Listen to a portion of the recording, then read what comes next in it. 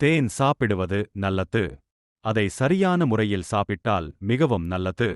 அதனால் தேனை பற்றிய சில அடிப்படை விஷயங்களை தெரிந்து கொள்ள வேண்டியது அவசியம்.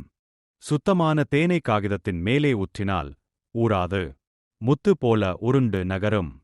தண்ணீரில் இட்டால் கரையாமல் கம்பி போல அடியில் போய்விடும். சுத்தமான தேனின் அருகில் எறும்பு வராது. காய்ச்சிய தேன், காய்ச்சாத தேன் என்று 2 வகைகள் உண்டு. தேனில் உள்ள பூவின் மணம் போவதற்காக இரும்பை காய வைத்து அதை தேனில் வைப்பார்கள். இது காய்ச்சிய தேன். இது கொஞ்சம் நீர்த்திருக்கும். இதை 2 ஆண்டுகளுக்குள் பயன்படுத்த வேண்டும்.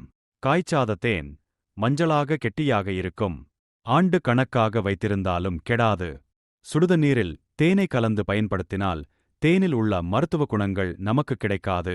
அதனால் தேனை ஒரு சிறிய கரண்டியில் எடுத்து உள்ளங்கையில் ஊற்றி நன்றாக நக்கி உமிழ்நீருடன் கலந்து சாப்பிட்டு பிறகு சுடுநீர் அருந்தவும். வயதானவர்களுக்கு தேனை தாராளமாக கொடுக்கலாம். சுத்தமான தேனை சர்க்கரை நோயாளிகள் சாப்பிட்டால் சர்க்கரை ஏறாது. வெறும் தேன் குழந்தைகளுக்கு உகந்த உணவு அல்ல. 10 வயதுக்குப் பிறகு குழந்தைகளுக்கு கொடுக்கத் தொடங்கலாம்.